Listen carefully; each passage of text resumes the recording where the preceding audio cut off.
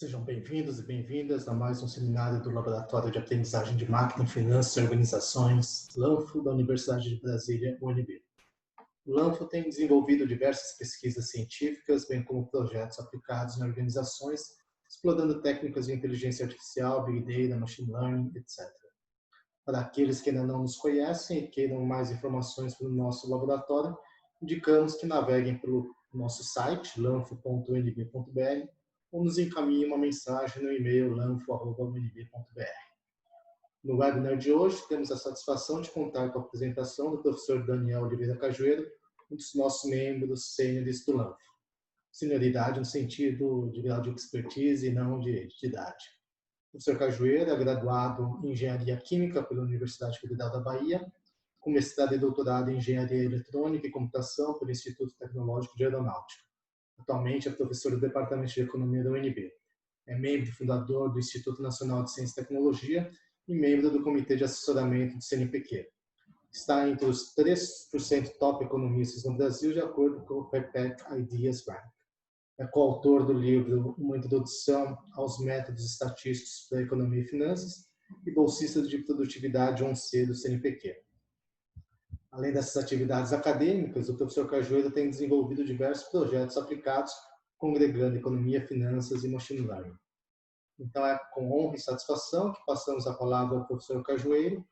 Como no último aviso, ao final do webinar, os participantes poderão, por meio do link que será disponibilizado no chat, gerar uma declaração de participação no seminário, caso desejem ou necessitem. Agradeço mais uma vez o aceite do professor Cajueiro para fazer essa apresentação do LAN, com foco em aplicações de machine learning para economia, finanças e banking. É com você, professor Cajueiro. Muito obrigado novamente. Bom, gente, então, primeiro agradecer o convite do LANFO, tá, para participar do seminário. Eu fico bastante honrado de fazer parte do grupo, né? Agradecer as palavras gentis do professor Kimura. Bom, a gente vai falar de aprendizagem de máquinas e aplicações em economia, finanças e banking. Um seminário desse tipo é sempre difícil a gente decidir o que incluir e o que não incluir, né? A gente tem que ter alguns critérios do que não incluir. Infelizmente, a gente normalmente a gente não inclui as coisas que ainda estão sob publicação, né? A gente está publicando, ou alguns resultados interessantes que a gente fez para o setor público ou para iniciativa privada, e a gente teve que assinar algum tipo de sigilo em relação a esses resultados, né? Bom, com exceção disso, eu tentei agregar coisas interessantes, né? Então, de onde começar, né? Então, eu decidi começar, como eu acho que tem pessoas aqui que estão assistindo que não tem muita base talvez não tenham muita base de machine learning ainda, eu vou fazer uma introdução rápida ao machine learning e falar de ideias gerais. Eu espero gastar pouco tempo disso, 10 minutos, talvez 15 minutos, então eu vou andar um pouquinho mais rápido nessa parte da apresentação. E depois eu vou começar na parte específica do que eu acho que é mais interessante em termos de aplicação aqui, né? Qual é a diferença de uma apresentação desse tipo para uma apresentação, por exemplo, de um cara da área de biologia ou um cara da área de ciência da computação? Talvez seja justamente as aplicações, né? Então, eu vou falar um pouquinho das aplicações aqui que a gente tem. Vou começar a falar das aplicações que a gente tem em economia, falando principalmente de econometria, que faz esse link, né? E depois das aplicações em finanças e banking. Quando tiver algum resultado, alguma coisa que a gente esteja fazendo nesse grupo, que a gente possa mencionar aqui nesse caso, né, que não entre nesses dois critérios aí, de coisas que estão sem publicação, ainda em publicação e sejam muito originais, então a gente não quer disponibilizar antes, ou que a gente não possa publicar justamente porque a gente assinou algum tipo de contrato em algum momento. Então eu também vou apresentar esses resultados para vocês, tá? Acho que alguém... ok. Perfeito, então... Vamos lá, o que é Machine Learning? Tá? Machine Learning é uma área da ciência que aborda basicamente o desenvolvimento de algoritmos e que permitem computadores, né, a realizar tarefas, fazer escolhas, prever resultados, né? Essa é a ideia geral de Machine Learning, é bem geral. Essa definição a gente poderia estar usando hoje em dia, né, no século XXI, como há 20 anos atrás, né? Machine Learning não começou agora, embora a maioria das pessoas tenham começado a conhecê-la agora. Bom, por que ela é tão popular, né? Bom, ela ficou tão popular principalmente porque a gente tem muitos dados e poder computacional. Essa é uma das grandes diferenças que a gente tinha, por exemplo, na década de 90, quando foi meu primeiro contato com machine learning, especificamente em 95. Então, a gente hoje em dia tem muitos dados, a gente hoje tem dados em todo lugar. A gente vai na internet rapidamente, a gente baixa uma base de dados extremamente interessante, né? Uh, outra característica interessante de machine learning é o fato de a gente permitir os computadores a realizarem tarefas que eles não foram explicitamente programados para fazer a tarefa. Por exemplo, o que eu quero dizer com isso? Na década de 90, né, quando a primeira vez eu tive contato, né, em 95, estava começando o curso de engenharia, a gente via alguns exemplos de programas que ensinavam o computador a ser psicólogo, por exemplo. Bom, o que era isso, na verdade? Na verdade, a gente ensinava ao computador palavras-chave, a gente pegava, dava algumas dicas de texto, de palavras-chave, que ele achava no texto do comentário da pessoa, e ele refazia essa pergunta. Ou seja, o computador, basicamente, ele aprendia exatamente a responder perguntas de uma pessoa que estava se consultando com um psicólogo. Bom, mas não é isso que a gente faz em Machine Learning. Machine Learning, basicamente, a gente dá um monte de dados para os computadores, né? Para os nossos algoritmos computacionais, e a partir desses dados a gente tenta ensinar a eles a fazer uma determinada tarefa. Isso já era feito também naquela época, eu estou só fazendo a contraposição, tá? Eu me lembro que um dos primeiros trabalhos que tiveram de aplicação de redes neurais, se eu não me engano, era de ensinar um computador, por exemplo, a jogar um joguinho tipo Atari. Não era exatamente o Atari na época, não me lembro o nome, mas jogava o Atari. Então, você colocava uma pessoa jogando e você fazia o computador aprender os mesmos movimentos que a pessoa fazia. Então, isso é machine learning, né? Você está pegando os dados que existem, né, e ensinando ao computador a fazer com base nesses dados. Bom, tem algumas motivações práticas, né? Assim, se fosse só a beleza do que a gente está fazendo, a gente, opa, legal, a gente consegue ensinar computador, a gente tem muitos dados e poder computacional, mas a verdade é que isso está mudando todo o mercado. A gente tem dados, por exemplo, que o Netflix poupa mais de 1 bilhão por ano, né? Nos ajudando a fazer melhores escolhas, né? A gente tem várias aplicações de machine learning que são populares. Uma delas é o Siri, né? Claro que sempre a gente vai encontrar ainda. A gente tem um mundo aberto aí de coisas que a gente pode ainda fazer de novidade, coisas novas que a gente pode trazer, mas são extremamente interessantes várias dessas aplicações. Está falando sobre o Siri, né? A gente pode pegar e enganar facilmente, a gente pode fazer perguntas que vão aparecer respostas totalmente malucas, porque a linguagem natural, por exemplo, é uma área extremamente difícil, mas isso não significa que a gente não evoluiu muito nos últimos 20 anos, né? E a gente já consegue fazer coisa muito interessante, tá? A gente tem várias áreas relacionadas aqui com o Machine Learning, tá? A ciência da computação, eu diria que é a primeira área, eu vejo o Machine Learning como uma sub-área da ciência da computação, tá? Mas a gente tem aqui inteligência artificial, que é outra área importante aqui para o desenvolvimento de algoritmos em ciência da computação. A estatística também é fundamental, é um ramo importante aqui das coisas que a gente faz em Machine Learning. Eu gosto de chamar os algoritmos que vieram da estatística, que a gente usa usualmente, né, de algoritmos industriais, tá? Eu vou usar esse termo eventualmente no seminário, né? Por quê? Porque algoritmos industriais? Porque normalmente a gente pensa que a indústria está sempre precisando de respostas rápidas, né? E normalmente esses algoritmos estatísticos são algoritmos que rapidamente você tem uma resposta. Ou seja, é muito mais fácil, por exemplo, você aplicar um algoritmo tipo SVM, né? Support Vector Machine, né, em um conjunto de dados, do que eventualmente você conseguir encontrar o setup correto de uma rede neural recorrente e assim por diante. Tá? Então, eu gosto de chamar esses algoritmos da estatística, são algoritmos industriais. Não necessariamente dão os melhores resultados, mas acabam, em algum momento, dando alguns resultados interessantes para problemas que você precisa de uma resposta muito rápida. Bom, a econometria, aqui é um link bem recente, tá? Eu diria que tem várias pessoas muito interessantes trabalhando com esses links de econometria, né? E matemática aplicada. Matemática aplicada basicamente contribui aí com a parte de otimização numérica e a prova de convergência de resultados, né? Que ultimamente a gente tem andado menos interessado aqui no machine learning, eu vou explicar por quê. Mas a parte de otimização numérica é uma área ainda em desenvolvimento, assim, é curioso, né, que eu não sei se algum de vocês já teve a oportunidade de olhar os métodos do gradiente, a história de criação de variações de métodos de gradiente, que a gente usa bastante, por exemplo, para treinar algoritmos de machine learning, né? Então, assim, de cada 2 anos aparece uma nova ideia, e uma ideia super interessante, né? Então, a gente tem aquele algoritmo clássico, né? O método gradiente clássico. Você tem aquelas variações do método gradiente estocástico, né? Mas a gente tem uma série de variações aí, né? Eu acho que uma das mais recentes é a do Adam, mas tem várias outras variações super interessantes, né? Que são adequadas para situações específicas, né? Algumas são mais adequadas para funções convexas, outras mais adequadas para funções gerais e assim por diante. Bom, a gente tem várias aplicações usuais, tanto na área de economia e finanças, como fora da área de economia e finanças, né? Previsão de variáveis, né? Classificação de padrões, reconhecimento de objetos, processamento de linguagem natural, né? É uma área por si só, eu vejo uma área como uma área importante específica no machine learning, é uma área que a gente pode trabalhar a vida toda só nessa área e a gente ainda vai ter coisa para fazer, simplesmente porque a linguagem natural é algo extremamente rico, né? Jogar jogos, né? A gente tem exemplos interessantes, né? Do xadrez, né?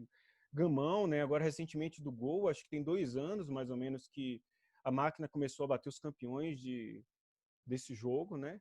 E aqui outras aplicações aqui de clustering, tá? A gente vai falar rapidamente também dessas aplicações. Bom, a gente tem 3 tipos de aprendizagens quando a gente fala em aprendizagem de máquina, né? Então, o primeiro tipo de aprendizagem é o que a gente chama de aprendizagem supervisionada. O que é aprendizagem supervisionada?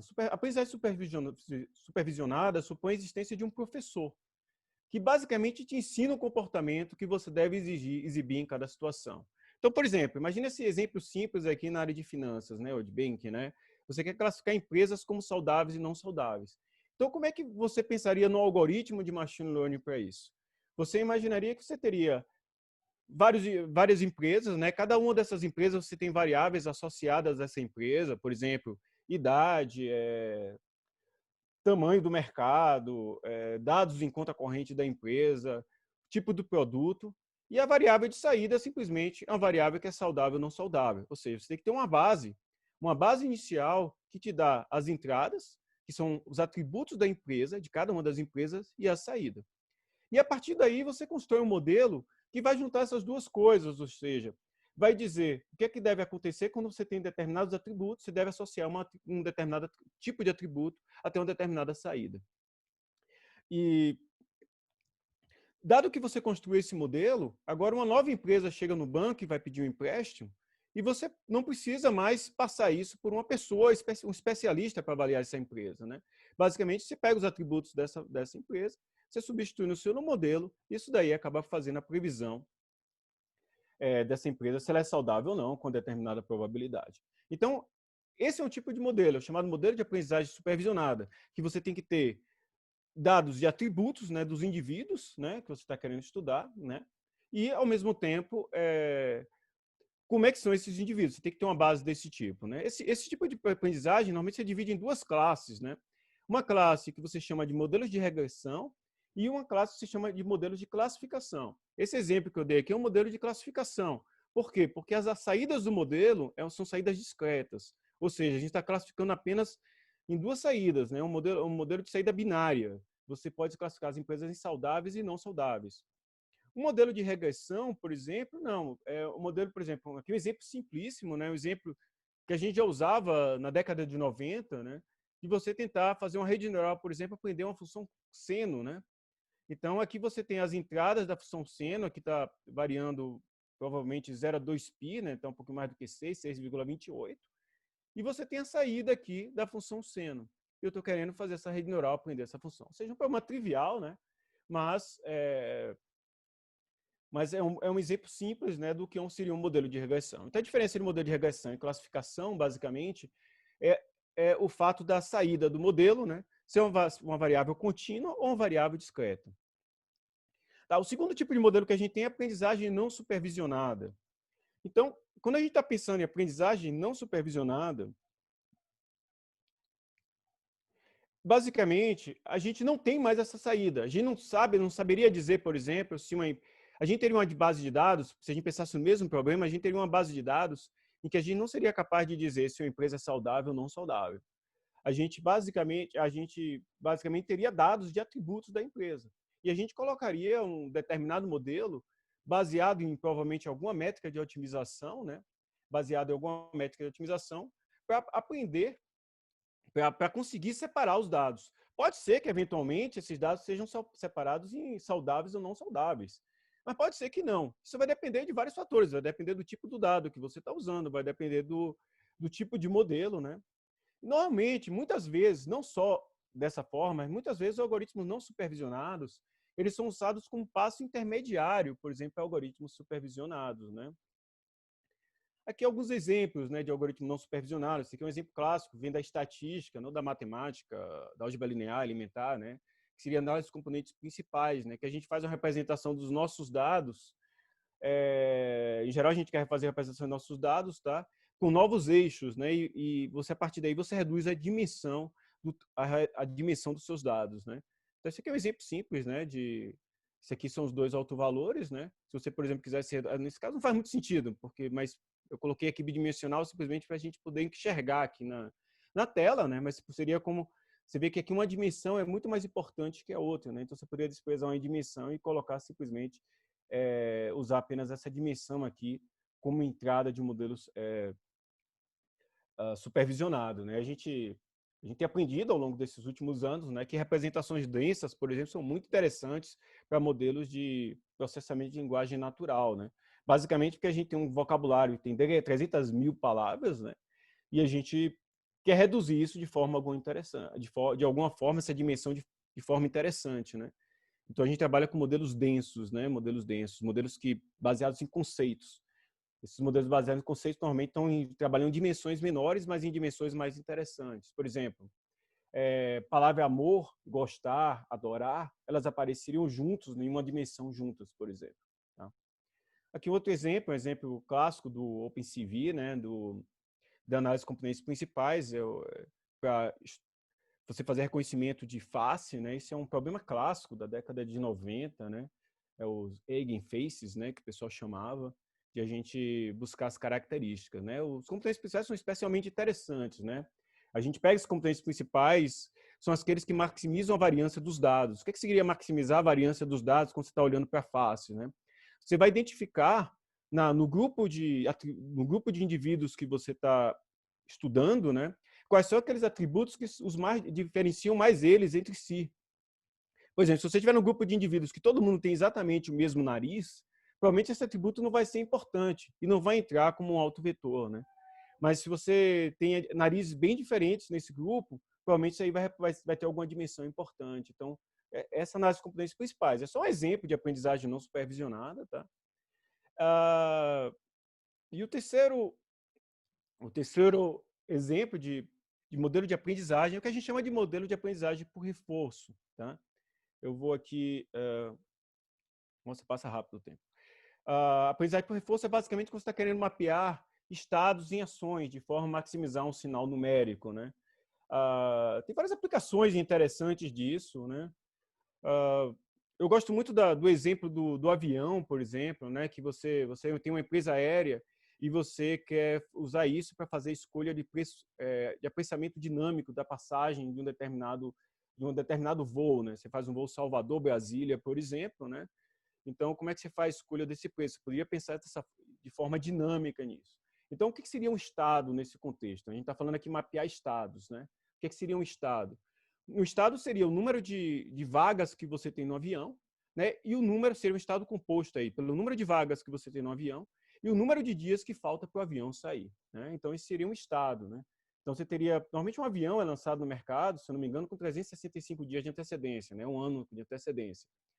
Então, você teria um estado lá, 365 dias, com todas as cadeiras disponíveis. Você teria outro estado que é 365 dias, com todas as cadeiras menos uma disponível, e assim por diante. Né? E todos esses caras aí vão ser estados, nesse estado composto, e você quer maximizar um sinal numérico. Qual seria o sinal numérico? Você quer maximizar a receita que você ganhou com o avião. Então, esse é um exemplo de uma aplicação interessante de aprendizagem por reforço. O MIT, inclusive, fazer esse tipo de aplicação aí para algumas empresas aéreas americanas. Bom, aqui outro exemplo, esse aqui é um exemplo que eu peguei na internet, nesse site Customer for Life, em que compara aqui o pensamento dinâmico aqui do micro-ondas, né? Do micro-ondas ao longo do dia, de 3 empresas, né? Aqui em azul, não sei se está dando para ler para vocês, é a Sears, em vermelho é a Amazon e em verde é a Best Buy. Aí você compara aqui ao longo do tempo, você vê que a Sears basicamente mantém um preço constante ao longo do dia, a Amazon e a Best Buy aqui estão competindo aqui dinamicamente ao longo do dia, né? E em alguns momentos o preço da Amazon está maior do que o da Best Buy, em alguns momentos o preço da Amazon aqui está menor do que o da Best Buy. Tá? Então a gente tem esses 3 tipos de modelos de aprendizagem quando a gente fala, e a gente tem uma série de ideias que estão por detrás aí quando a gente fala de machine learning. Né? Quais são essas ideias que estão de trás? Vou passar rapidamente aqui por essas ideias, tá? Eu acho que alguns minutos a gente conclui. Kimura, tá muito rápido aí, é porque assim, eu não estou vendo a cara de vocês, eu fico sem saber. Tá tranquilo ou tá... Vocês estão me ouvindo? Tá tranquilo, assim, pode ir. Tá Acho que daí a tranquilo? gente Beleza. Eu não coloca estou vendo a tempo cara de também para as ninguém aqui, perguntas. eu tô no escuro aqui, tá, gente? Se vocês... se tiver alguma coisa, você me avisa aqui. Eu não sei se eu deveria não estar no escuro, mas eu estou no escuro, só estou vendo aqui minha apresentação. Bom, então... regras de ouro de machine learning. Tá? A primeira ideia que a gente tem que ter quando a gente está pensando em aprendizagem de máquinas é que o objetivo é generalizar. Tá? Então, eu vou ter aqui um exemplo, uma figura aqui interessante, de um filme super legal, né? Em que a gente basicamente pensa que no mundo real, a gente nunca vai esperar que o mesmo exemplo vai aparecer 2 vezes. A gente tem aqui imagens do mesmo casal em várias situações diferentes. Esse é o tipo de exemplo que a gente vai esperar no mundo real. Tá? Então, a gente não faz sentido a gente pensar no modelo de machine learning se não for um modelo cujo objetivo é generalizar, tá? A gente tentar generalizar, usar o nosso modelo para exemplos que não foram usados para treinar, para estimar o nosso modelo, tá? Então, pensando nisso, né, quanto maior, mais diverso for os seus dados, melhor vai ser o seu preditor, porque você foi capaz de aprender com dados mais diversos, né? E um problema que acontece nessa questão de generalização é quando a gente está trabalhando com dimensões mais altas. Então, essa é a primeira ideia que a gente tem. Outra ideia, essa ideia é extremamente interessante, né? Isso está muito mais claro atualmente, eu digo, nesse último boom de machine learning, nos últimos 10 anos, provavelmente, e que dados não é só suficiente, né? A gente precisa de estrutura para representação. Então, cada vez mais, a gente está se preocupando em construir estruturas que são específicas para os nossos dados, né? Vocês devem ter ouvido falar aí, por exemplo, redes neurais de convolução, convolucionais, redes neurais recorrentes, várias variações de redes neurais recorrentes, né? Por exemplo, tem os transformers agora também. Tudo isso são representações que a gente percebeu que as redes neurais que a gente tinha lá na década de 90, né? Ou ainda tem as redes neurais que a gente tem hoje, estavam faltando representação para conseguir representar os nossos dados, né? Quando eu falo de imagem, por exemplo, nos nossos cursos, nos cursos que eu dou de machine learning, né, eu especialmente desenho um garoto, uma garota numa imagem, né, e mostro o que é que entra para o computador nessa imagem, né. Então, se você pensar no modelo clássico de redes neurais, o que você vai entrar é um vetorzão de níveis de cinza. Obviamente, imagina se a gente visse um vetorzão de níveis de cinza, nós humanos víssemos isso, a gente teria muita dificuldade de reconhecer uma imagem. Por quê? Porque é muito difícil num vetorzão de nível de cima você associar isso a uma imagem. Então, o que o pessoal pensou ao longo do tempo? Né? Pensar em representação que conseguisse explorar melhor as características da imagem. E a partir daí apareceram várias redes neurais interessantes que exploram esse tipo de característica. Né? Provavelmente as mais populares ainda hoje em dia nesses contextos são as redes neurais de convolução, por causa de imagem. Né? Mas já tem resultados mais novos em relação a isso. Né? Então, a ideia, quando você está pensando em machine learning, né, é que você precisa pensar explicitamente na representação. Tá? Eu acho que essa ideia é relativa... Isso já existia na década de 90, o Hinton já tinha um artigo sobre isso na Nature, mas essa é uma ideia mais nova, é uma ideia que está cada vez ficando mais claro, principalmente nos últimos 10 anos. Né? E eu diria que isso é um pouco do que se afasta quando a gente pensa em modelos industriais da estatística, né? Em que a gente tem essa estrutura de representação um pouco mais limitada. Né? Bom, outro ponto importante de regra de ouro de machine learning é a gente tomar cuidado com o overfitting, né? Overfitting é a pior coisa que pode acontecer para a gente em machine learning. O que seria overfitting? Overfitting seria basicamente a gente memorizar o conjunto de treino. Ou seja, eu aprender exatamente o que tem no conjunto de treino, mas não ter capacidade de generalizar. Então, a gente tem algumas técnicas que a gente faz isso também já é coisa antiga, né? A gente faz para evitar esse problema. A mais comum delas é a validação cruzada, né? Você separa a sua amostra em duas partes, por exemplo, treina para uma parte da sua amostra e depois testa nessa parte que você não treinou para ver como é que é o comportamento do seu modelo, né? Você considera regularização. Regularização, basicamente, você reduz o tamanho da sua bacia de treinamento, né? Ou, por exemplo, não deixando os coeficientes crescerem muito, né? E eles se tornarem muito mais relevantes, por exemplo, do desvio do seu modelo, né? Que aí eles acabariam pegando todos os erros e memorizariam os dados, né? Outra técnica interessante é a gente usar o método gradiente estocástico, né? Que ele, de fato, em cada momento de aprendizado, ele está usando uma parte da amostra e não a amostra toda, né? Então, em cada instante, como você está usando só parte da amostra, ele não memoriza a amostra. Outra coisa interessante é o que a gente chama de dropout. Basicamente, dropout é durante o aprendizado você congelar alguns neurônios e deixam eles sem aprender, tá? naquele instante, e você usa apenas os outros. Então, esses outros neurônios eles precisam ter capacidade de pegar toda a informação que está entrando naquele instante. Então, de alguma forma, não dá para fazendo isso, você evita com que esses parâmetros da rede neural eles aprendam informação irrelevante e eles foquem no que é relevante para o modelo, e não o que é relevante para cada um dos dados que está sendo imputado no modelo. Bom, outra coisa interessante que a gente tem interessante em Machine Learning é essa ideia de trade-off, né, que a gente tem entre viés e variância. Então, a gente tem aqui 4 exemplos interessantes, né? Esse exemplo aqui do alvo é bem comum na literatura, né? Então, a gente tem aqui um modelo de alto viés, né, e baixa variância. É o cara que jogou todos os dardozinhos próximos, né, mas ele está muito distante do centro do alvo. Opa! A gente tem um modelo, esse aqui é o pior dos mundos, né? Alta variância e alto viés, né? Todos os dados estão aqui um pouco distantes. No terceiro caso, né, a gente tem um baixo viés e baixa variância, que é o modelo ideal, né? E aqui o quarto caso, né, que a gente tem o baixo viés e a alta variância, né? E a gente tem aqui, na média, todo mundo está acertando o centro aqui, né? Mas individualmente eles estão com variância muito alta, né? Então existe esse tipo de compromisso em geral, né? O pessoal tem estudado essas coisas, tem encontrado algumas coisas interessantes que nesse contexto, mas basicamente a gente tem que modelos mais flexíveis, ele tem alta variância e baixo viés, né? Esse aqui é um exemplo de um modelo mais flexível, uma rede neural sem regularização, por exemplo, né? Naquele caso do seno, muito simples. Então você vê aqui que ela está variando de 0 a 0,5 aqui no eixo Y, não sei se vocês estão conseguindo ver isso. E aqui no caso seguinte você tem um modelo com um modelo pouco flexível, que ele tem pouca variância, né? Mas ele tem um alto viés. Aqui é a função que você gostaria de aprender, em azul são os pontos que você gostaria de aprender, e você está passando aqui muito distante desse ponto, né? Então, outra questão importante, né? Outro ponto importante é você selecionar que atributos você deseja usar, né? Então, eu mencionei, né, no problema de linguagem natural, por exemplo, se você pensar numa língua usualmente usada, né, inglês ou português, está pensando de 300 mil dimensões. Ou seja, cada palavra pode ser uma dimensão usada, né? Obviamente, isso parece inviável, né?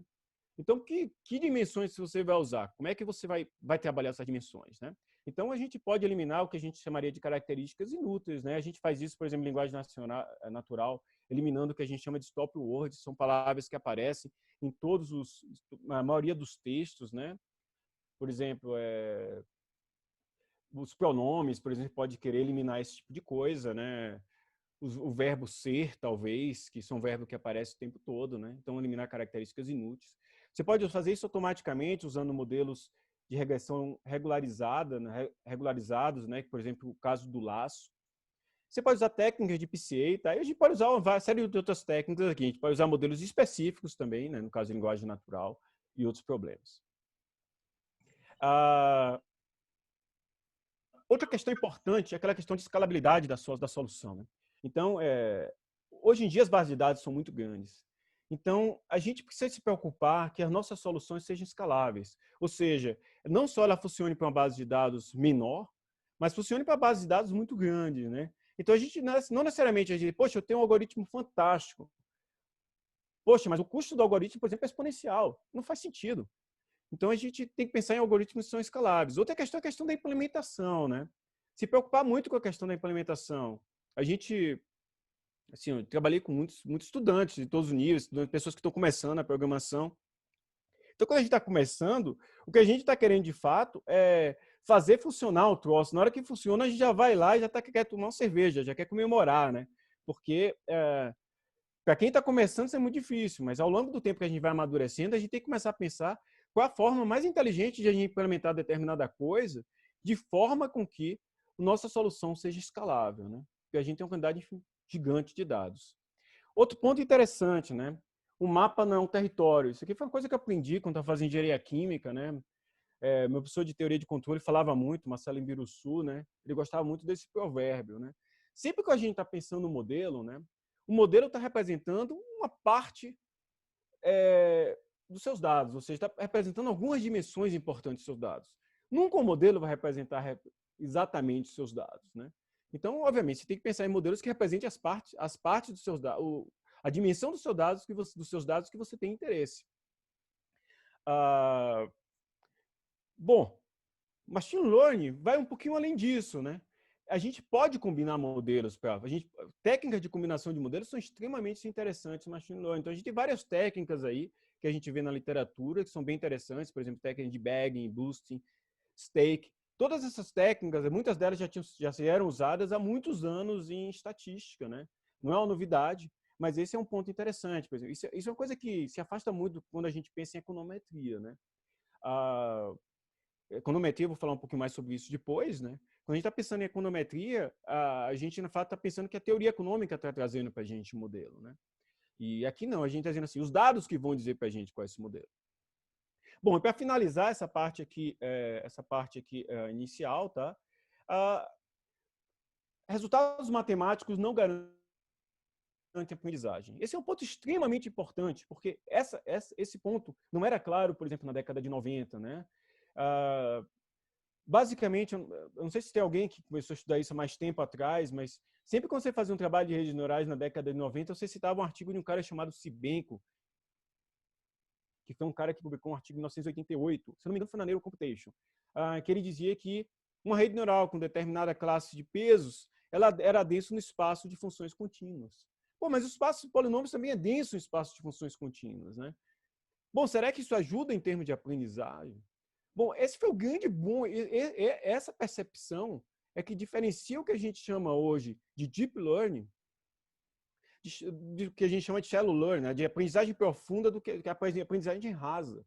Quando estava na década de 90, a gente basicamente pensava em redes neurais com uma camada escondida. Por quê? Porque elas eram capazes de aproximar qualquer função não linear.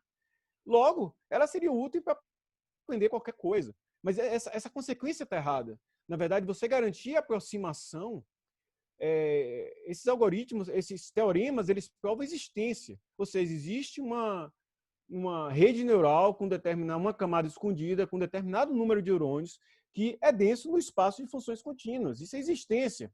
Eles não te dão nenhuma dica de como você vai aprender essa função. O que o pessoal percebeu, né? O pessoal percebeu que você botando mais camadas, e camadas com estruturas especiais, você conseguia aprender coisas que você não aprendia com a camada escondida só. Basicamente, você fazia uma representação hierárquica. Então, isso é muito claro nos modelos atuais de aprendizagem profunda. Tá? Bom, a gente terminou essa primeira parte. Vou falar rapidinho aqui desse machine learning versus estatística. Eu comecei a colocar isso na apresentação porque, assim, eu vi várias pessoas, muito espertas, inclusive, né, falando que machine learning é um subtópico da estatística. Eu discordo 100%. Eu acho que estatística é extremamente importante para dar base para a área de aprendizagem de máquinas. Eu diria que ela dá base para todos os modelos industriais, mas são áreas extremamente diferentes. E diria mais que as contribuições atuais, essas coisas todas bonitas que a gente vê o Google fazer, essas coisas de reconhecimento de imagens que a gente vê atualmente, todas elas estão trabalhando, grande maioria delas estão trabalhando com modelos que não vieram originalmente da estatística, né? Eu diria que o grande boom da estatística no machine learning ocorreu mais ou menos entre 2006 e 2008, 2004, talvez de 2008, quando o pessoal percebeu que as redes neurais de uma camada não conseguiam resolver problemas tão complexos assim. E aí o pessoal introduziu o SVM, né? O pessoal começou a estudar o SVM, o Support Vector Machine, e ele começou a tomar o lugar das redes neurais. Né? Isso já ficou para trás, tá? Já ficou muito para trás. A gente hoje está em 2021, tá? A gente hoje, machine learning, basicamente, está preocupado muito com estrutura. E a gente vê, basicamente, hoje é muito claro que machine learning é uma sub-área da computação. Tá? Por que eu estou explicitando isso? Por que isso é relevante? Isso parece uma coisa acadêmica, mas não é. Porque a forma de pensar de um cientista da computação é diferente da forma de pensar de um estatístico. Tá? E eu não estou fazendo mérito de um lado ou de outro, não. Inclusive, eu tenho um livro escrito de estatística. Tá? Eu gosto bastante de estatística. Estou dizendo o que o pessoal, o que é machine learning, o que é estatística. Tá? Então, tem várias diferenças aqui entre elas. Tá? Basicamente, machine learning está pensando em representação de conhecimento. Eu peguei aqui o objetivo da estatística mais direto aqui, que seria a parte de testar hipóteses. Eu sei que estatística não é só isso, na verdade, mas eu estou comparando aqui principalmente em relação à questão de modelos, principalmente de aprendizagem, tá? Porque estatística tem a parte de amostragem, né? Tem a parte de análise de experimentos, todas essas coisas que não entram diretamente na parte de machine learning. Essa é outra diferença, claro, né? O escopo do machine learning também tem várias outras coisas que não entram diretamente no escopo da estatística, como também o escopo da estatística tem várias coisas que não entram no escopo do machine learning. Tá? Basicamente, a aprendizagem por reforço é um tópico praticamente da parte do pessoal da computação, o pessoal de Stanford e MIT estão há vários anos disputando aí quais deles fazem coisas mais interessantes. Inteligência artificial e deep learning, principalmente olhando essa questão de estrutura de modelos, né? Essa questão hierárquica e tal. Bom, a gente tem várias outras coisas aqui de ponto de vista, né? A questão de algoritmos escaláveis tem muito a ver com a ideia de computação, né? A estatística, eu estou olhando aqui um pouquinho mais com a parte de propriedade assintótica de estimadores, né? Você pega um artigo da área do JASA, por exemplo, está muito preocupado com esse tipo de coisa. Linguagem de programação também. Pessoal raiz de machine learning vai para o Python, né? Você vê as empresas, Google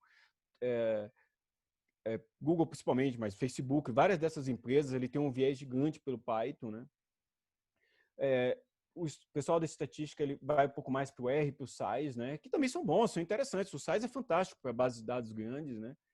E idade, né? Eu acho que quando você pensa em machine learning, não dá para você pensar em machine learning antes de você ter uma revolução de computadores e você ter uma revolução de dados, né? Já a estatística já acontece essas coisas há mais muito tempo, tá? Bom, fazendo um paralelo entre machine learning e econometria, né? Assim, vale a pena comentar aqui, basicamente, tem uma área da estatística que é fundamental para o machine learning, né? Que é o que o pessoal chama de statistical learning, né? Que dá a teoria da generalização para o pessoal de machine learning. Ou seja, por que essas ideias de validação cruzada funcionam? Basicamente porque teve gente que estudou a teoria da generalização. Pô, e é uma teoria fantástica, né? É uma teoria fantástica para isso. Bom, econometria e machine learning, tá? A gente tem as diferenças são muito grandes, né? Basicamente, quando você pensa em econometria, a gente está pensando em causalidade. A gente está pensando em usar variáveis para explicar um determinado fenômeno. A gente está pensando muito em inferência estatística. A gente está interessado exatamente nos parâmetros. Quando você está pensando em machine learning, você está pensando em previsão. Então, os objetivos são bem antagônicos aqui nesse caso, né? Assim, eu gosto de dar um exemplo, por exemplo, nos cursos que eu dou um exemplo de mercado do trabalho, economia do trabalho, por exemplo. Imagina que você quer estimar um modelo, né? Os seus dados são os seguintes: você tem salário, que é a sua variável que você quer explicar ou quer prever, etc. E você tem vários dados de indivíduos, né? Por exemplo, a escolaridade dele, ou seja, quanto tempo ele estudou, você tem o tempo dele na empresa, o tempo dele, a experiência dele total, não só naquela empresa, sei lá, habilidade, que inclusive é difícil de medir, o que é habilidade, né? E tal. Então, as nossas variáveis de entrada são essas variáveis, a nossa variável de saída é salário, tá? Quando você pensa em econometria, a gente está muito interessado, por exemplo, no parâmetro que mede o efeito da escolaridade em salário. Por quê? Porque isso não dá uma resposta importante em termos de política pública.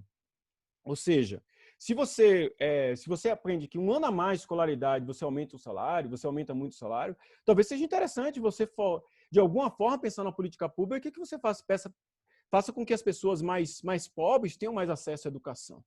Então, esse é o ponto de econometria, tá? Ela está muito interessada nos parâmetros. Por outro lado, o machine learning, ela pensaria esse problema de forma totalmente diferente. O machine learning estaria interessado em prever o salário. Então, seria mais ou menos assim. Cada um de vocês que estão assistindo a apresentação aqui me dariam os atributos de vocês, ou seja, quanto tempo vocês estudaram, quanto tempo vocês trabalham na empresa, qual a experiência de vocês, etc. E a partir daí eu preveria qual seria o salário de vocês. Então, são objetivos totalmente antagônicos que vão ter efeitos totalmente diferentes na escolha de modelos e na forma de modelagem, tá? Então, basicamente, são essas duas diferenças. Eu não vou entrar aqui em detalhes nesses slides por causa do tempo, tá? Mas isso traz uma diferença importante e fundamental aqui, tá? Por exemplo, quando a gente trabalha com machine learning, para a gente, viés não é uma coisa tão relevante. Por exemplo, a gente pode ter um determinado viés no modelo e, mesmo assim, o nosso modelo tem uma capacidade de previsão excelente. A gente faz isso explicitamente, por exemplo, quando a gente usa a regularização. Em geral, regularização, a gente reduz a nossa base, a nossa bacia de treinamento e, em geral, os nossos parâmetros vão ser enviesados por definição. Mas isso não é um problema se a nossa previsão estiver boa. Por outro lado, o viés para o cara de econometria é algo extremamente problemático, né? Por quê? Porque se você tem um viés no modelo econométrico, você pode pegar você pode até fazer uma política pública errada com base nesse viés, tá? Então a gente às vezes diz que por outro lado, para machine learning overfit é um desastre, porque seu objetivo é fazer previsão fora da amostra. Para econometria, overfit não é um problema. A gente aceita tranquilamente esse tipo de coisa, tá? Porque o nosso objetivo não é esse, o nosso objetivo são os parâmetros. Às vezes, em geral, a gente usa a amostra toda quando está trabalhando com econometria. E não, a gente não usa isso quando está trabalhando com machine learning. Tá? Eu vou passar por aqui. Tem muitos detalhes aqui interessantes, tá? Mas assim, eu vou passar por causa do tempo, né? E a gente vai começar a entrar aqui na nossa primeira parte de aplicações, tá? Que serão as aplicações do machine learning e econometria. Ou seja, a gente está falando que machine learning e econometria são muito diferentes. Opa, mas mesmo assim a gente consegue ter aplicações interessantes, contribuições interessantes do machine learning para a econometria? Sim, positivo. Bom, o primeiro exemplo aqui que eu dou de aplicação que a gente pensa do machine learning para econometria é um exemplo clássico, né? Na verdade, isso aqui não é nada novo, não é nenhuma novidade. É previsão de séries temporais. A área de econometria, historicamente, já tem a parte de previsão de séries temporais. E a gente está interessado em vários problemas importantes em economia, né? Seria a previsão de inflação. Previsão de inflação é uma das coisas mais interessantes que a gente pode trabalhar, por exemplo, quando está trabalhando com machine learning. É uma área extremamente difícil. É meio que um tabu na área de economia, né? Assim, um amigo meu, o Vitor, né, que é um cara que trabalha em banco e tal, ele me falando que às vezes que tinha caras aí no mercado que acertavam a inflação porque eles conseguiram fazer um modelo mental de correlação entre a inflação e um determinado item, por exemplo, pepino lá do mercado. Então eles viam que quando o pepino aumentava, a inflação aumentava, e com isso eles pegavam e faziam essa relação, e eles tinham um bom modelo de previsão de inflação. Isso parece piada, mas é real, tá? É um caso real. Por quê? Porque são problemas extremamente difíceis. Previsão de inflação é uma coisa muito difícil. Depende da escolha de muitas famílias, né? Depende de uma série de fatores, né? Bom, a gente tem outros tópicos aqui importantes também, previsão de estrutura a termo, taxa de juros, previsão de atividade econômica. E outra questão extremamente importante. Por quê? Porque quem mexe com atividade econômica, quem estuda, por exemplo, variáveis de PIB, sabe que são variáveis extremamente problemáticas. Problemáticas em vários sentidos, né? Primeiro, da falta de dados, né? Normalmente, os dados que a gente tem, a maioria dos dados são dados mensais, né? O outro problema é que essas variáveis, mesmo depois que a gente tem o valor do PIB, passa algum tempo, essas variáveis são corrigidas. Então, isso causa um problema gigantesco na hora quando você está fazendo um modelo de previsão de atividade econômica. Porque qual a variável, por exemplo, eu usar uma variável que está lá, o PIB de janeiro de 2002, não significa que esse PIB de janeiro de 2002, de fato, estava disponível em janeiro de 2002. Porque pode ter sido uma revisão que foi feita, sei lá, 6 meses depois. Então, é uma base problemática, super cheia de problemas. E o problema acaba sendo um problema super interessante para a gente. Previsão de retornos financeiros é outra área interessante também, uma área clássica aqui, que tem aquela discussão entre eficiência estatística e eficiência financeira. Tá? Bom, a gente também tem a questão de previsão de séries temporais, que já é mais recente, né? Principalmente quem tocou muito esse ponto foi o Varian, que é economista-chefe do Google. Ele levantou essa questão de nowcast, né? Por exemplo, a questão do PIB. O PIB demora para sair. Então, se você precisa saber a atividade econômica hoje, você pode fazer um modelo para prever o que está acontecendo hoje. Simplesmente porque você não tem acesso à variável de PIB hoje. Então, a gente chamaria isso aqui de nowcast, né? Então, aqui estou dando exemplo do PIB. Bom, esse aqui é um exercício que a gente fez, tá? Foi um trabalho de mestrado que a gente orientou, super interessante, num problema bem interessante também, nessa questão de previsão de consumo de energia elétrica. Energia elétrica, quem não é da área de economia talvez não saiba, mas é uma proxy que a gente usa para atividade econômica. Então, a gente, com modelos de machine learning e variáveis de alta dimensão, a gente consegue fazer uma previsão bem interessante. A gente bate normalmente os benchmarks usados para previsão de consumo de energia elétrica. E fazer um link disso com atividade econômica é algo extremamente interessante, tá? Esse é um exemplo. Bom, outro tópico aqui é interessante, isso aqui já foge da literatura clássica, né? É o que a gente fala de previsão de variáveis relevantes para políticas públicas. Continua sendo previsão, mas é um pouco diferente, tá? Aqui, a gente não está fazendo uma previsão de uma variável, a gente quer, de fato, fazer uma escolha que depende explicitamente de uma variável. Por exemplo, eu não estou defendendo esse tipo de coisa aqui, tá? Eu estou simplesmente contando uma história, eu sou só um mensageiro, tá? Então, quem discordar disso, a culpa não é minha, tá? Então, por exemplo, será que o indivíduo deve sair ou não sair da prisão? Ou seja, ou pelo menos deve entrar ou não na prisão? Essa é uma questão super relevante. Ou seja, será que um cara que está passando fome e rouba um pão, ele deve ir para a prisão? Não estou dizendo nem que sim, nem que não. Mas, por exemplo, alguns juízes acham que aqueles caras que cometem um crime muito baixo, né, isso nos Estados Unidos, né, que cometem um crime muito baixo e que e não tem chance de fazer novamente esse mesmo crime, eles talvez não deviam ir para a prisão, porque seria extremamente ineficiente mandar um cara desse tipo para a prisão, né? Sei lá. Então, o pessoal tem treinado modelos, né, que, baseados em atributos dos indivíduos, né, o passado do indivíduo, ele vai dizer se o indivíduo deve sair ou não sair da prisão. Tá? E o que o pessoal mostrou? Tem um trabalho publicado no Quarterly Journal of Economics, mostrando que esses modelos, eles tomam melhor decisão do que os próprios juízes. Por quê? Porque os juízes, eles sofrem uma série de vieses, né? Claro, se você pensar nos Estados Unidos, você vai pensar, obviamente, no viés de raça. Mas, assim, qualquer pessoa, ele tem vieses que afetam as escolhas dele, né? E o modelo, não. O modelo, se você treinar ele com base em vários juízes diferentes, juízes que vieram de backgrounds diferentes, o modelo, na média, vai acertar mais do que um juiz individual. Na verdade, tem um outro paper que mostra que os juízes, por exemplo, antes do almoço, eles dão penas mais duras do que quando dão depois do almoço. Simplesmente já estão com fome, estão com raiva e estão menos permissivos àquele tipo de situação. Então, essa é outra aplicação interessante, tá? Começou a se ter alguma preocupação sobre isso, né? De usar essas armas de dar choque aí, com inteligência artificial, né? Mas, assim, eu chutaria que se esses modelos fossem treinados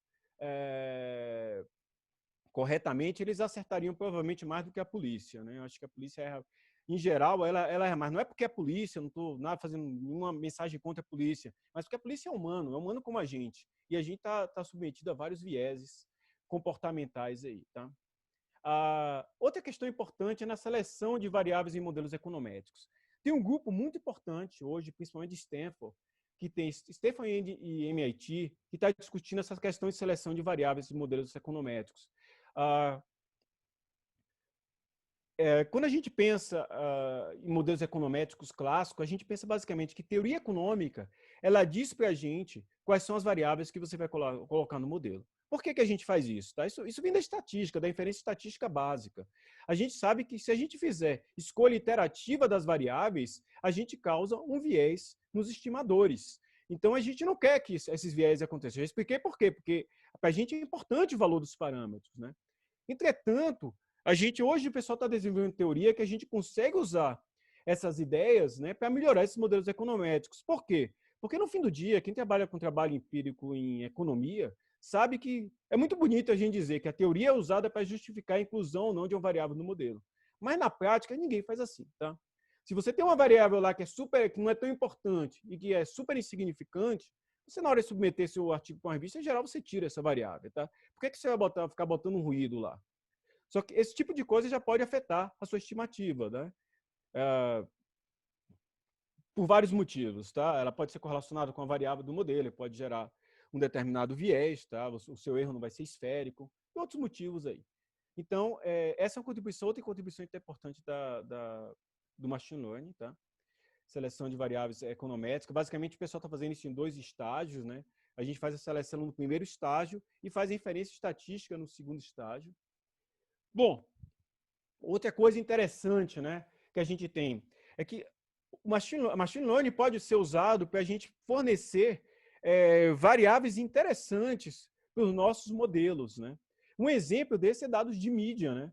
Dados de mídia, por exemplo, notícia, obviamente, afeta a escolha dos agentes. Quando você está pensando em economia, você está pensando em escolha. Então, como é que a gente pode estudar esse efeito das escolhas, né? Então, um tópico extremamente importante em economia é essa questão de análise textual de jornais, revistas e outras mídias, como Twitter, Facebook, etc. Né? Então, ele fez um determinado estudo, né, com o Saulo e a Camila, que usava dados da Folha de São Paulo, né, no período de janeiro de 2012 e 2018. Tem vários resultados interessantes que a gente teve aqui, eu ainda não posso mostrar a vocês, porque são resultados bem inovadores em termos de técnicas, né? Então, a gente está deixando meio privado isso aí, mas a gente pode mostrar algumas coisas aqui interessantes. Então, aqui é só para vocês verem mais ou menos, né? Se você pensar em notícias que estão associadas à Natura, à Gol, à Embraer, né? Quais seriam as palavras mais relevantes para cada uma delas, né? A gente vê que faz sentido, né? Embraer, aeronave, avião, Gripe, sabe? Isso aqui, Gripe é um modelo de avião, né? Natura, que você vai ter a Avon, que é a principal concorrente da Natura, né? A Shop, Bore, né? Isso aqui é Shop Online, provavelmente, que aparece nas notícias, né? Boticário, que é a principal concorrente. Gol, se aparecer isso. Aqui são resultados bem simples, né? A gente tem alguns resultados mais interessantes aqui, usando modelos mais recentes, né? Então, por exemplo, se a gente, por exemplo, no nosso modelo, a gente coloca a palavra investimento, quais seriam os 10 termos mais similares a investimento que a gente tem aqui, tá? Então, seria investimento no plural, né? Aportes, né? Aporte, capitalização, financiamento, né? Crime, né? Se a gente tiver crime, a gente botar como variável de entrada, quais seriam as variáveis mais, as outras palavras mais similares do nosso modelo aqui seria ato, delito, e assim por diante, tá? Se a gente olhar aqui em termos de estoques, quais seriam as empresas que têm notícias mais similares aqui? A Vale, né? PT, se você olhar aqui, você vai ter a questão, o que é que o pessoal associa a PT, né? Congresso, corrupção. Mas a gente tem algumas coisas interessantes que nosso modelo faz também, tá? Por exemplo, Vale está para a Vale 3, assim como Petrobras está para... Aí, por exemplo, o primeiro exemplo aqui, o termo similar é o Petri 4, que faz todo sentido, né? Então, nosso modelo diz esse tipo de coisa. Itube 3 está para Itaú Unibanco, assim como BBC 3 está para Ferretti, eu acho que é o CEO do Bradesco, né? Mas o segundo termo aqui já seria o Bradesco, que seria o que a gente está buscando. Então, a gente está usando aqui um tipo de representação baseado em embeddings de redes neurais, é bem interessante. A gente usa isso para estudar, por exemplo, o efeito de incerteza em retorno de ativos financeiros. Então, a gente compara aqui o nosso índice de certeza, que é o APU, tá? Com os outros 2 índices. E, na verdade, a gente achava que o nosso índice de certeza ia dar melhor do que 2 índices que estão disponíveis, né? Um deles foi publicado na American Economic Review, se eu não me engano. O outro eu não me lembro agora, mas um deles foi publicado na American Economic Review. São resultados recentes. E nosso índice de certeza aqui está bem competitivo, tá? Com esses 2 índices de certeza, ou seja, maior incerteza no mercado, tá? Menores os retornos financeiros. A gente está fazendo um estudo econométrico disso. Um trabalho interessante aqui também que a gente fez com o Bernardo Mille e o Felipe Carneiro, que foi um aluno de mestrado da gente, é buscar ideologia por detrás dos discursos. A gente tentou comparar os discursos de senadores que estão na direita, no centro e na esquerda, né? Então, a gente vê claramente a diferença aqui no discurso desses caras, que na direita você tem ideia de desenvolvimento, trabalho, produção. Você vai para a esquerda, você tem ideia de terra, reforma, pessoas, trabalho, reforma agrária. A agrária provavelmente deve estar aqui junto em vários casos. Então, esse é outro exemplo de aplicação. Tá? Outras aplicações interessantes aqui de machine learning como dados. Imagens de satélite, tá? Gente, Kimura, eu posso gastar mais 5 minutos, 7 minutos para concluir ou passei e já explodiu o tempo?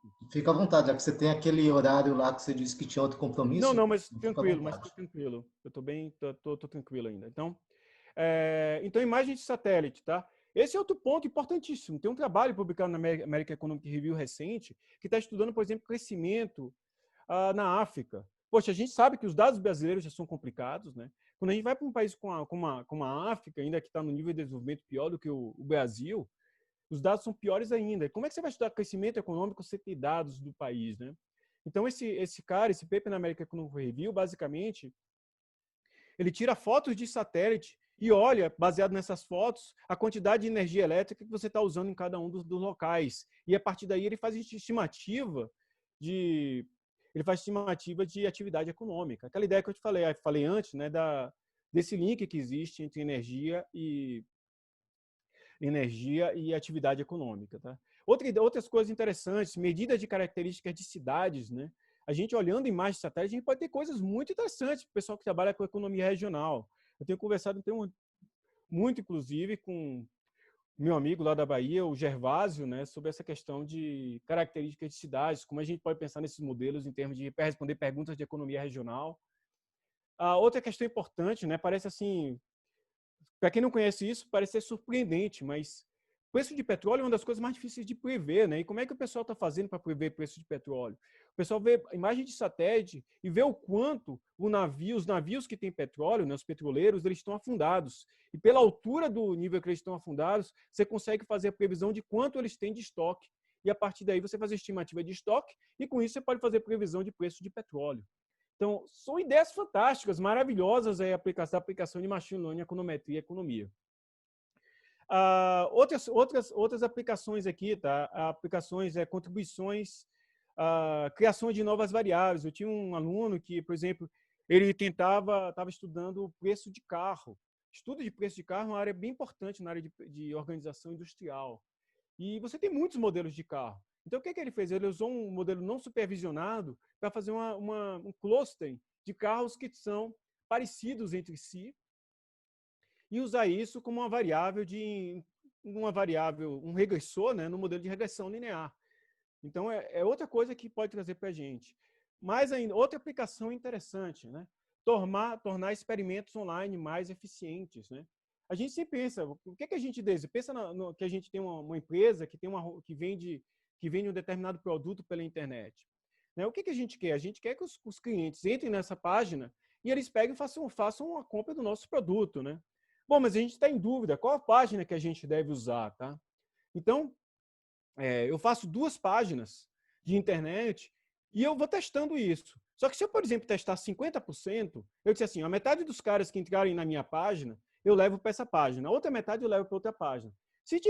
Por exemplo, se tiver características que diferenciem esses consumidores, de uma forma você seja capaz, só pelo login do cara na sua página, você saber o que é que diferencia esses caras. Por exemplo, vamos dizer que seja um site tipo, sei lá, Amazon, por exemplo, que ele tem um registro seu, eventualmente ele tem alguns dados, eu não me lembro, tem muito tempo que eu fiz meu registro na Amazon, em 2002, tem muito tempo, mas pode ser que ele tenha algum dados de idade ou dados de outras compras que você fizer. E a partir daí, ao invés de ele fazer essa escolha aleatória de para que lado você vai mandar cada um dos consumidores, ele pode pegar e ver e analisar 2 coisas. Ele vai ter algum tipo de aleatoriedade nessa escolha, mas também ele vai tentar, de alguma forma, fazer o que a gente chama de exploitation, quer dizer, ele vai extrair alguma coisa, ele vai levar esse cara, por exemplo. Pensa que você tem um cara jovem, um cara mais idoso, talvez o jovem prefira um tipo de abordagem, um cara mais idoso prefira outro tipo de abordagem na página. Né? Então, ele pode explorar esse tipo de coisas, né, nesses modelos. A gente, basicamente, aqui está pensando no modelo de aprendizagem por reforço por detrás desse tipo de problema. Isso é extremamente interessante quando você faz tratamento de drogas, né? De drogas, assim, você pensa o caso clássico, é basicamente a generalização, aquela ideia de você separar uma amostra em 2 partes, uma recebe placebo, a outra não recebe. Mas tem outras características dos indivíduos que podem afetar isso. Né? E machine learning pode ajudar também nessa escolha. Bom, agora, indo para a parte final dos 45 minutos do segundo tempo aqui da nossa apresentação, que seria falar de aplicações de finanças e banking. Né? Então, quando você pensa em finanças e banking, todo mundo já pensa, né, em sistema de comercialização automática de ativos. Né? Então, essa é uma aplicação importante. Basicamente, isso é uma extensão do que a gente já via há muitos anos atrás. A gente tem histórias clássicas aí de comercialização automática de ativos que voltam lá à década de 90. O pessoal, por exemplo, lá de Santa Fé, os físicos lá de Santa Fé, que montaram os primeiros modelos quânticos, né, para fazer comercialização automática de ativos. Né? Eu acho que tem um livro que fala sobre isso, que é o The Predictors, né? Que conta a história desses caras, né? E como eles ganhavam quando o mercado estava subindo, mas ganhavam quando os mercados estavam caindo também. Então, essas ideias remotas são coisas antigas e são muito interessantes. De se pensar em sistema de comercialização automática de ativos. Obviamente, a gente tem várias questões relevantes aí, por exemplo, a questão do risco sistêmico, né? Se você pensar só na questão das stops que as pessoas colocam quando o preço começa a cair, né? Se todo mundo colocar mais ou menos o mesmo ponto de parada para vender, né? Você vai ter uma enxurrada de vendas e você vai ter uma queda gigantesca de preço, né? Então tem uma série de questões aí importantes aí que são importantes ser estudadas, não só o sistema em si para fazer isso funcionar. Outra aplicação importantíssima aqui que a gente pensa em Finance Bank, que eu já mencionei no início da apresentação, né, é a questão de administração de risco, né? Classicamente a gente pensa indivíduos ou empresas que querem receber empréstimo, né? E hoje em dia, a gente tem muita coisa interessante que a gente pode contribuir com isso, né? Em comparação com os modelos clássicos, mesmo modelos mais inteligentes que vieram da estatística, né? A gente hoje consegue ter coisa muito interessante quando a gente está pensando em termos de deep learning, porque a quantidade de dados para a gente é gigantesca, a gente tem uma quantidade gigantesca já de dados, pensa, por exemplo, dados da Caixa, do Banco do Brasil, Bradesco, Itaú, são bancos grandes, ou seja, então com base nesses dados, a gente consegue realmente construir modelos muito mais interessantes para isso. Mas a gente pode ir além, a gente pode ser proativo nisso. A gente pode não só fazer o teste de um cara se a gente vai emprestar ou não, mas a gente pode sair acompanhando, por exemplo, a conta corrente dos nossos clientes, né?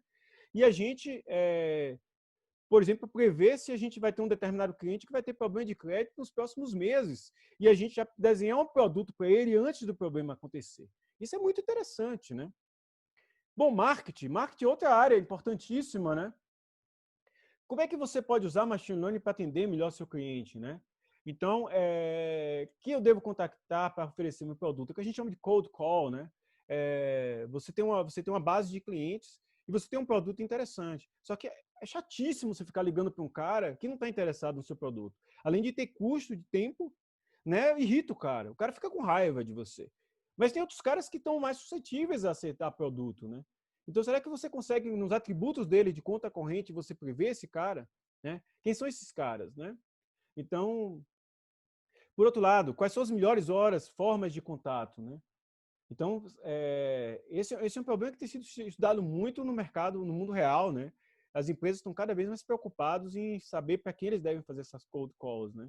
Outra coisa, estratégia de mercado. Né? Quais são as regiões ótimas para abrir uma nova agência? Investimentos em plataformas digitais ou presenciais. Então, são tudo coisas muito interessantes. Bom, chatbots, todo mundo está acostumado com isso, né? Você hoje liga para algumas empresas de seguro, né?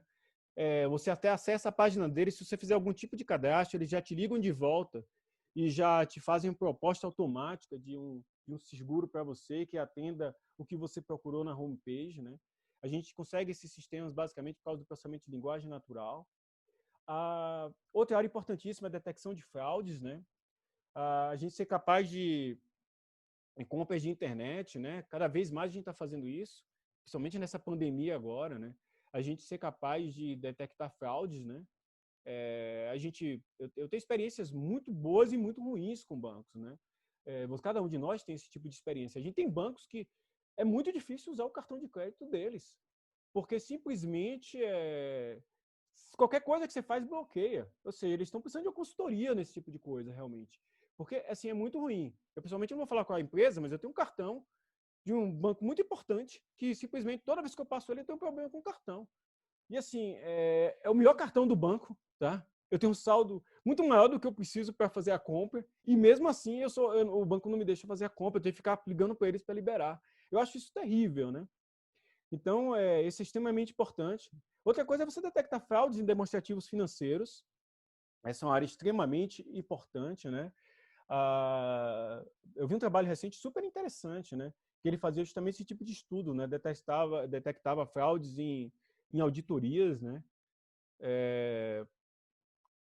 E a outra seria a lavagem de dinheiro, né? Lavagem de dinheiro, eu imagino que o Banco Central deve estar estudando esse tipo de coisa, né? Detectar fraude e a Receita também. São áreas importantíssimas aí, detecção de fraudes. Finalmente, seguro, né? basicamente, a grande questão aqui em seguro que a gente tem é o seguinte, o que a gente quer é o seguinte, quem vai receber mais benefícios deve pagar mais. Então, assim, isso já existe em mercado de seguros, né? Em geral, você pensa em várias empresas de seguros. Eu não sei como é que está no Brasil isso, a legislação exatamente, mas assim, a gente pensa basicamente, por exemplo, sei lá, você está pensando em seguro de carro, né? Você pega um cara jovem, mais agressivo na direção, né? Ele provavelmente tem mais chance de ter um acidente do que um cara mais velho, menos agressivo na direção, né?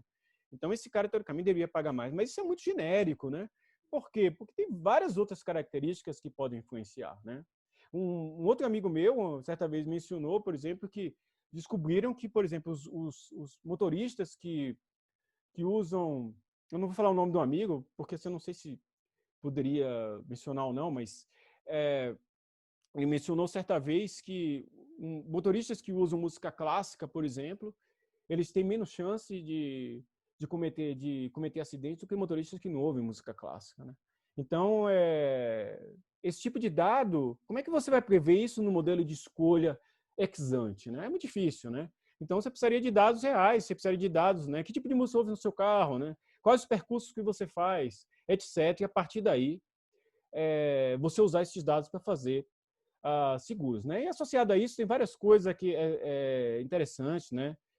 Para facilitar a liberação de benefícios, indicação de fraudes também com seguros, política de descontos para segurados, né? Assim, essa coisa de seguros é tão interessante assim que algumas empresas de seguro, né? Se não me engano, nos Estados Unidos, elas colocam câmeras dentro do carro, elas dão um desconto para você se você topar colocar uma câmera dentro do carro que filme você dirigindo, né? Porque aí, com base nisso, ela vai ser capaz de construir uma base de dados que vai ter imagens suas dirigindo para você saber qual seria o valor do seguro correto para o que você deveria pagar, né? Bom, segurança de agências bancárias, segurança de caixas eletrônicos, isso aí está muito relacionado também com a ideia de economia regional, né? De você pensar que você tem áreas que são muito mais suscetíveis a crimes, né? A questão de criminalidade, de explodir agências, né? Caixas eletrônicos, etc. Bom, gente, é isso que eu queria apresentar para vocês, assim. Foi muito intenso aqui, eu tentei falar muito rápido, muitas ideias, espero que tenha sido útil para vocês, tá? Assim, a mensagem final aqui, né, que a aprendizagem de máquinas tem produzido muito vencedores, né, mas também perdedores, né? Assim, toda vez que tem uma tecnologia que a gente não vai com a tecnologia, não vai atrás da tecnologia, a gente acaba ficando para trás, né? Bom, eu gostaria de agradecer mais uma vez o Lanfo, né, o professor Kimura, pelo convite. Eu fico muito honrado de estar dando esse seminário para vocês. Bom, e é isso. Obrigado, professor Cajueiro. Sim, diversas informações, né, e diversos itens e exemplos aí extremamente interessantes e também diferentes, né? A gente já vem acompanhando essa área de machine learning há bastante tempo, mas realmente nos últimos anos aí, nos últimos períodos, né, tem avançado exponencialmente, eu diria, e cada dia tem assim, exemplos aí que o mercado realiza e, sim, que mesmo a gente que acompanha desconhece. Então, eu vi vários casos aí que você comentou, bastante diferentes aí, e são linhas aí de atuação. Então, agradeço também mais uma vez a sua apresentação. Vou passar a bola para o Lucas, que está organizando a questão de Q&A, né, de perguntas e respostas aí. Então, tem algumas perguntas que eu já vi aqui no chat, são interessantes. Então, se o Lucas puder Ô, Kimura, eu descobri gerenciar. agora que minha câmera está desligada. Eu não sabia, nem sabia disso. Eu não sei se faz diferença para vocês, mas... Não, assim, tipo, se quiser dar uma ligada pro pessoal te conhecer, etc., Eu né, nem assim, sabia, eu nem tinha percebido aqui, vou ser honesto, assim, eu sou meio... acho que Tava vale a acostumado. pena você, para quem não te conhece, o professor Cajueiro é o Brad Pitt aqui da nossa UNB, então vale a pena aí ele, né? É importante estar aparecendo no vídeo, mas assim, Eu mais uma prefiro não aparecer normalmente, mas tudo bem. é, Acho que a ó, gente prefere mostrar os slides, né? bom, Bom, pessoal, valeu, Lucas. perdão. Toca aí. Beleza. Pessoal, então a gente vai ler algumas perguntas rapidamente, que o professor a gente já estourou bastante o tempo dele. E antes disso, só queria avisar que a gente está emitindo a declaração de participação, tá? Então a gente está com o link para vocês seguirem lá no bate-papo da chamada, tá bom? Bom, então a primeira pergunta é do Eric. Ele pergunta: considerando as diferenças apontadas entre machine learning, estatística e econometria, mas também o crescimento acelerado de novas funcionalidades e desempenho de machine learning, expandindo sua fronteira de atuação sobre os territórios das disciplinas mais antigas, o que espera que ainda irá sobrar para estatística e econometria tradicionais? Ok. Bom, primeiro, agradecer a presença do Eric, né? O Eric é um cara ilustre aí, um amigo conhecido. A pergunta é interessante, na verdade. Na verdade, a gente vai evoluindo, né, Eric?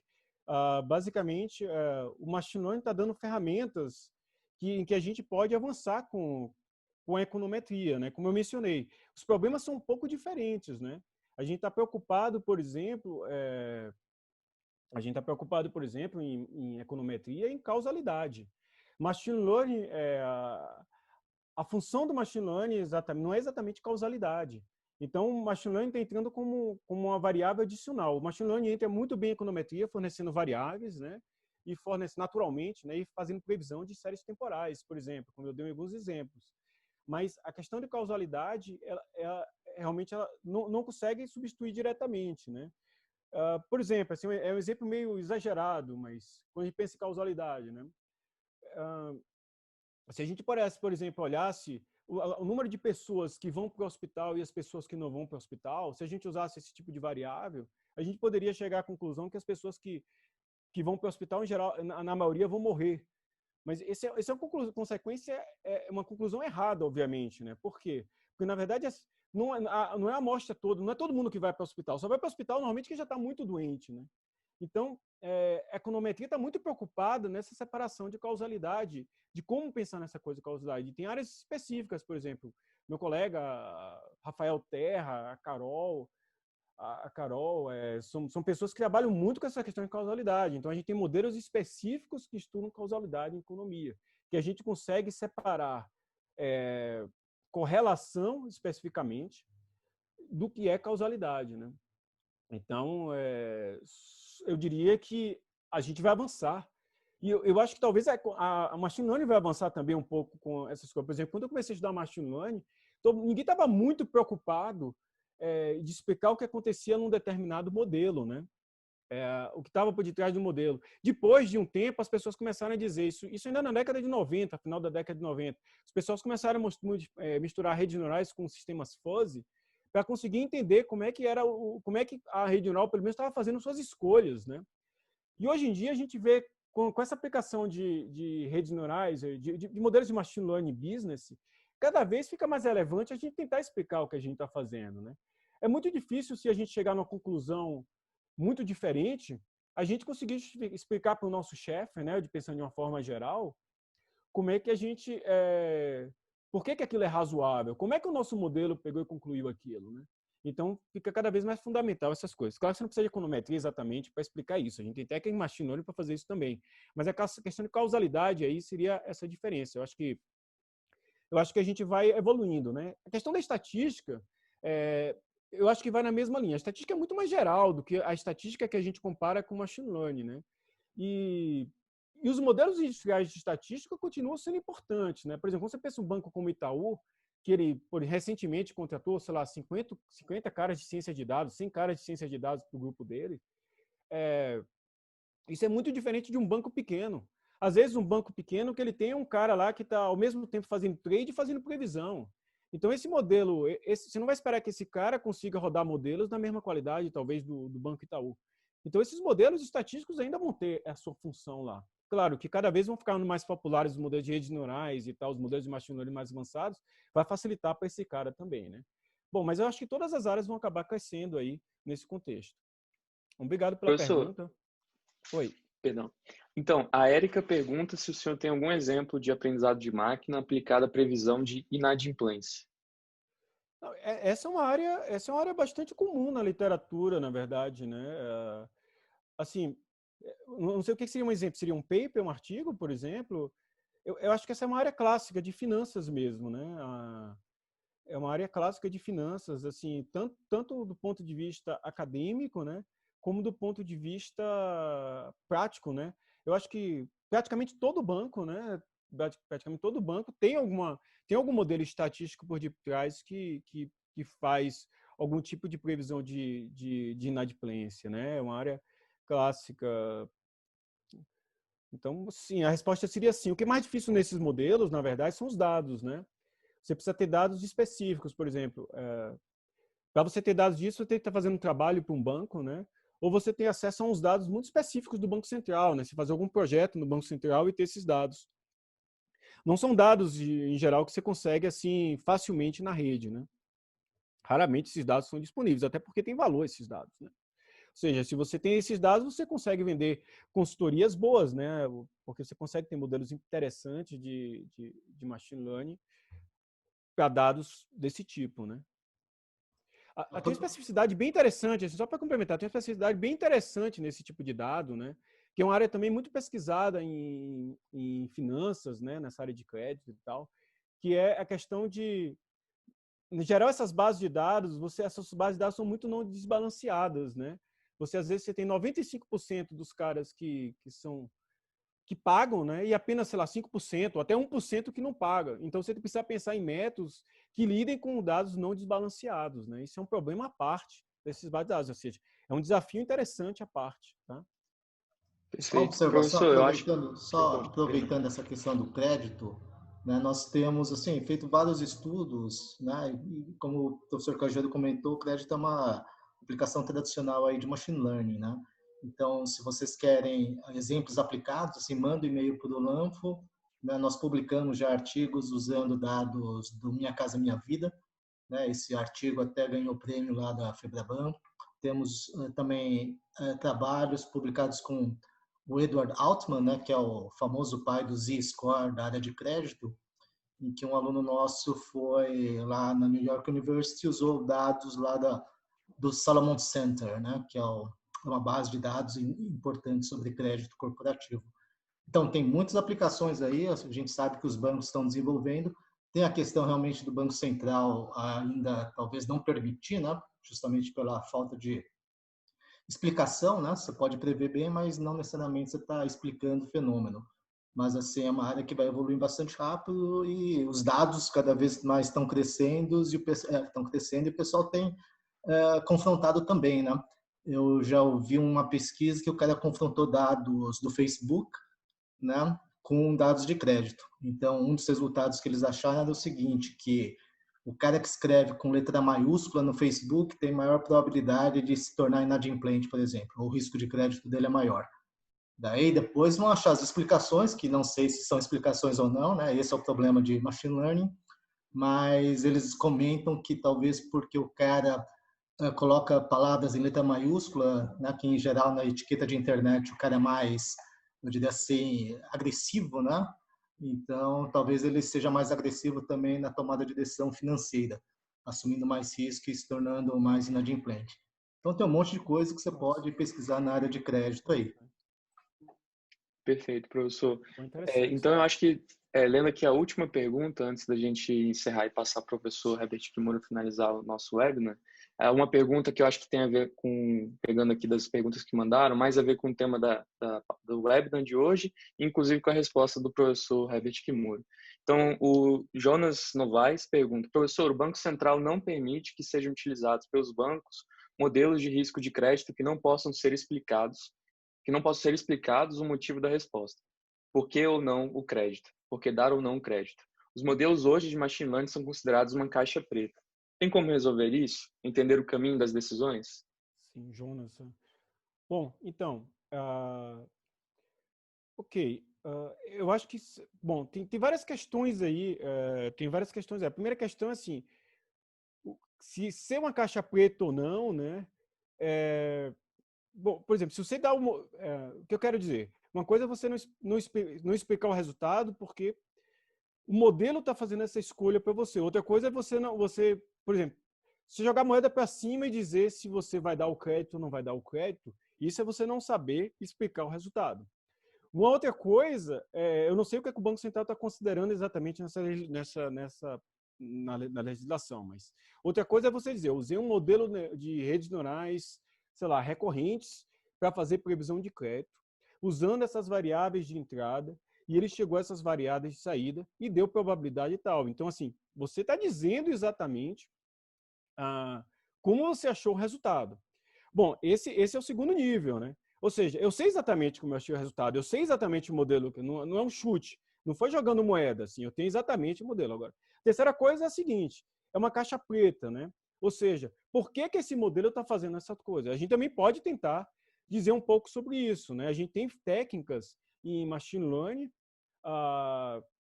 em que pode dizer, por exemplo, dada a previsão do modelo, quais são as variáveis que foram mais relevantes para a escolha do modelo. Isso é extremamente importante, na minha opinião, né, em relação a business, né? Você pegar e poder explicar por que o modelo, né? Por exemplo, qual foi a variável mais importante que o cara deixou de... escolaridade, sei lá, o cara que tem mais baixa escolaridade, ele às vezes não paga.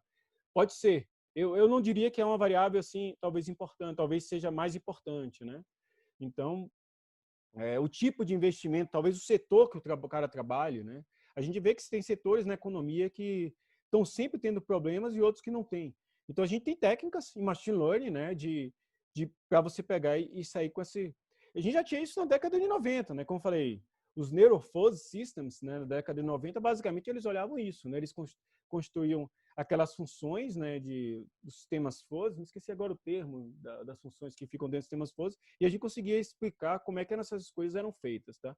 Mas assim, eu acho que você dizer explicitamente que você está usando tal modelo, com tal técnica, com tal tipo de treinamento, com tal tipo de dado, isso não é exatamente a gente não conseguir explicar como teve resultado. Eu acho que não conseguir explicar o resultado seria alguma coisa mais chute mesmo, né? O cara vir na sua mesa, você olhar para a cara dele e dizer, poxa, eu não acho que esse cara aí vai pagar meu crédito. E aí, isso é uma coisa meio de achismo. Mas eu não sei exatamente qual resolução. Eu acho que é uma pergunta extremamente interessante. Vou até atrás para saber exatamente qual é isso. Não sei se o Kimura sabe. Você conhece essa resolução, Kimura? Não acho que é uma resolução específica, né? Mas é uma preocupação que, assim, os bancos têm, né? Eles estão desenvolvendo estudos sobre modelagem de crédito usando machine learning, mas, assim, não necessariamente hoje eles poderiam, por exemplo, usar os resultados desse estudo para diminuir capital exigido, por exemplo, né? Então, Tá. Ok, a pergunta é um pouquinho diferente. Ok.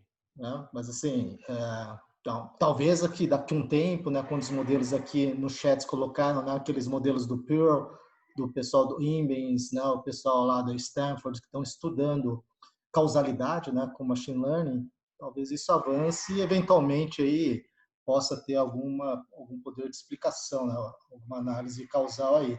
Eu lembro que a gente já tinha discutido, né, essa questão do material do Pearl, né, sobre Sim. estrutura, né, relacionamento aí entre as variáveis e tal, mas esse talvez fique como ponto para uma outra discussão, né, causalidade e machine learning. Acho que é extremamente Sim, com importante certeza. e é um desafio aí para as gerações aí de cientistas de dados. Tá? Okay. Tudo bem? Então, assim, acho que estamos em cima da hora. O professor Cajueiro também tem outro compromisso. Se tem algumas outras perguntas aqui que, eventualmente, a gente pode passar depois para o professor Cajueiro, nossa equipe também pode responder. Para finalizar, assim, seria interessante para quem tem mais, eu diria assim, vontade de verificar os nossos trabalhos, etc., as nossas pesquisas, né, visitar o site lá do Lanfo, né, lanfo.unib.br. Nós somos um laboratório bastante aberto aí para diferentes estudos. Então, temos membros aí que não são da UNB também. Então, não é um laboratório que tem só membros da UNB. Temos pessoas que já foram membros, estão no mercado, nos grandes bancos, empresas de consultoria. E, assim, a gente quer ajudar a difundir a cultura de machine learning. Né? Vamos fazer outros seminários assim. Vai ter uma semana universitária da UNB que também o Lanfo pretende entrar dando cursos aí para comunidade em geral, né? Então também temos um foco aí na questão de ensino de data science para pessoal de ensino fundamental, ensino básico, etc. Então temos várias iniciativas aí, quem tiver interesse entre em contato com a gente, né? No evento anterior o professor Pedro Albuquerque, né, que foi o fundador do Lanfo, que hoje ele é um data scientist na Element AI, né, do foi fundado, né, cofundado pelo Joshua Bengio, né? Quem conhece a área de Machine Learning sabe que ele é um dos cientistas tops na área. Então, nesse evento do professor Pedro, ele comentou um pouco sobre a carreira de Data Scientist, né, como é que você poderia se preparar para isso. Então, aqui no nosso evento de hoje, né, temos pessoas assim que nós já conhecemos que têm bastante experiência em Data Science, mas também temos alunos que nos inscreveram interessados em aprender. Então, temos um público diverso e quem tiver dúvida, interesse também em saber mais do que a gente faz aqui no Lanfo, né, nos contacte aí.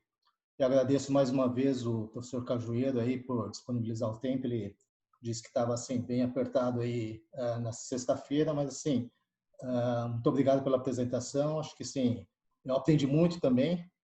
Eu tô ficando velho, talvez tenha coisas que eu já tinha aprendido e esqueci, né? Mas tem certamente coisas que eu nunca tinha visto e isso abre bastante a nossa mente aí para aplicações futuras, principalmente na nossa área, né, de economia, finanças, negócios, etc.